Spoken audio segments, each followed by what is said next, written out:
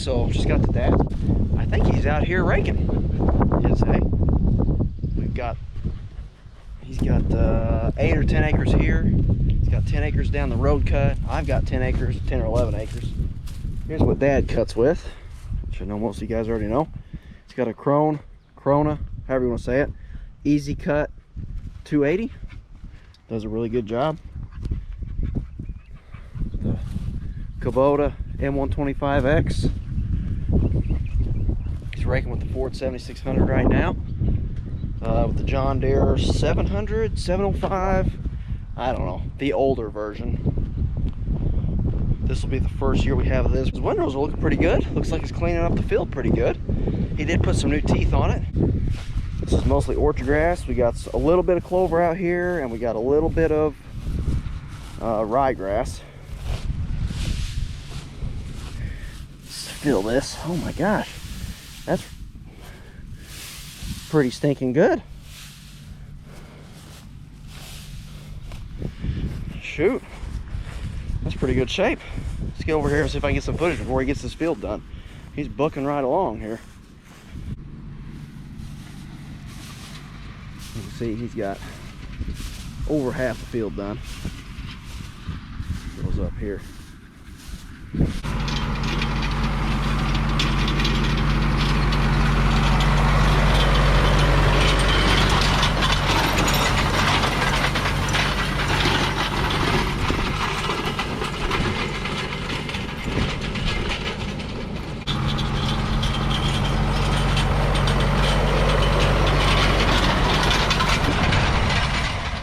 Barn looks a little bit empty in here now, don't it? Once we get this stacker out of here, it'll really be empty. We're gonna move this wagon here. We got some lumber in this wagon. Dad's got his feed in this wagon. We're gonna move it.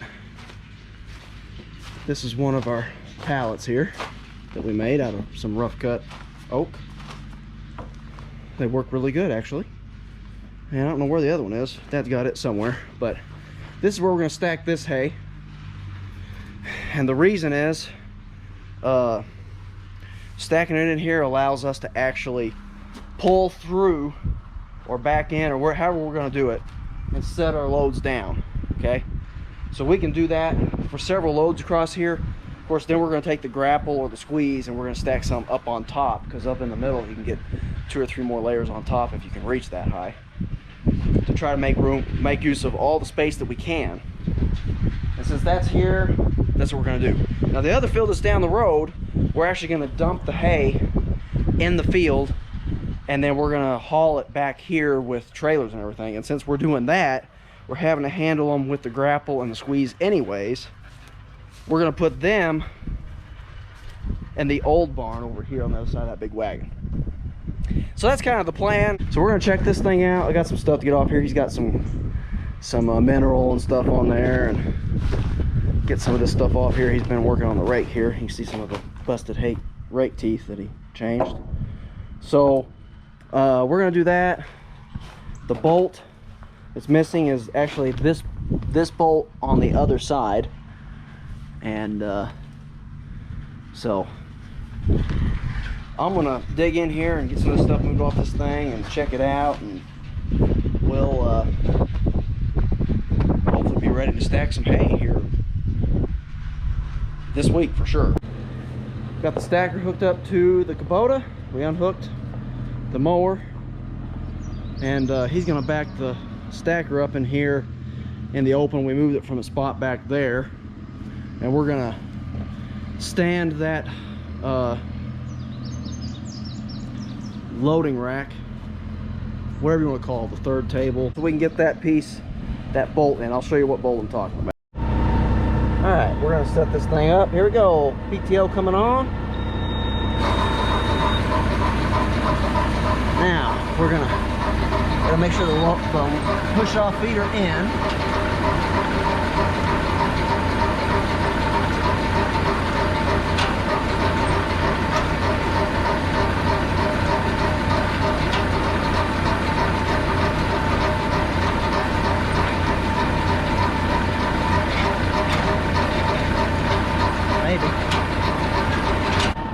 So we think I determined what the problem was.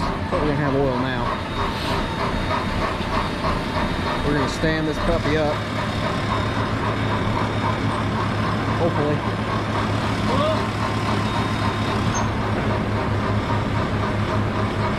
Oh yeah, she's going now, baby.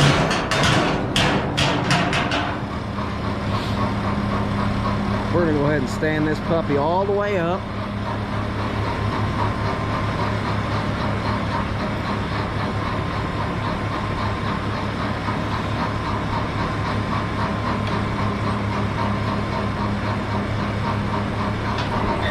That's good. All right, now we can get to her good. So what happened was, whenever this thing cycles, it's got this lever right up here, trips, makes it cycle. What that lever does is it actually drops this down, opens up this valve here, cycles the second table. And then what's supposed to happen is this little tail down, this piece right here, is supposed to push on this piece and reset this so that this goes up here and this goes all the way in.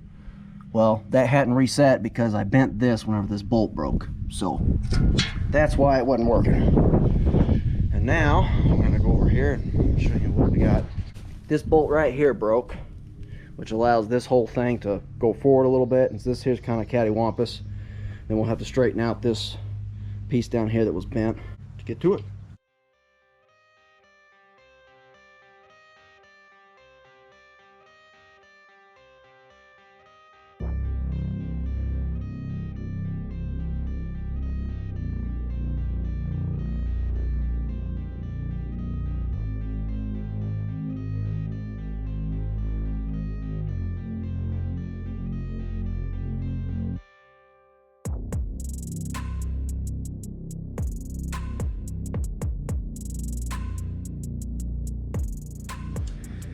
All right, we got the got the new bolt in down here.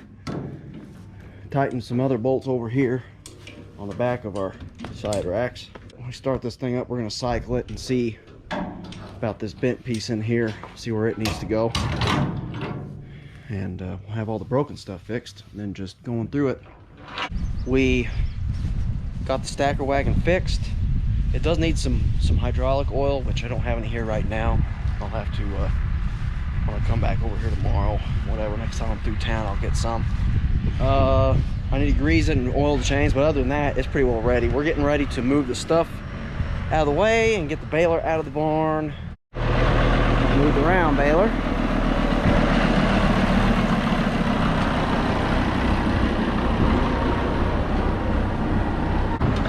Face forward to the baler. We're going to just run a little bit in here, make sure it ties. That way he can go ahead and bale when he's ready tomorrow, even if I'm not here. It's a little bit on the green side since the sun's going down, it's picking up some moisture.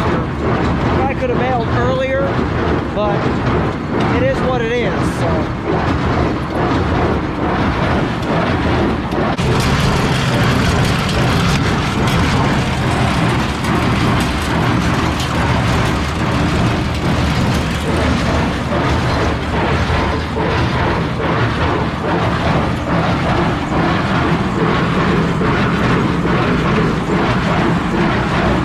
Once I get some in here, there we go, we got us a good tie.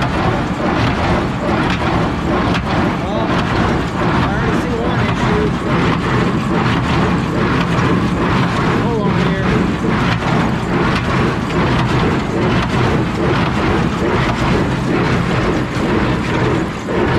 One thing, I don't know what's going on here, what he's got, but there's no twine on one side. Got her threaded now, at least.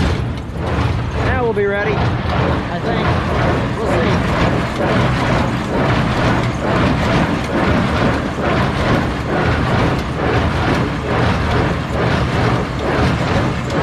Lower this here, hopefully it'll be more consistent with putting the bales and not going too far.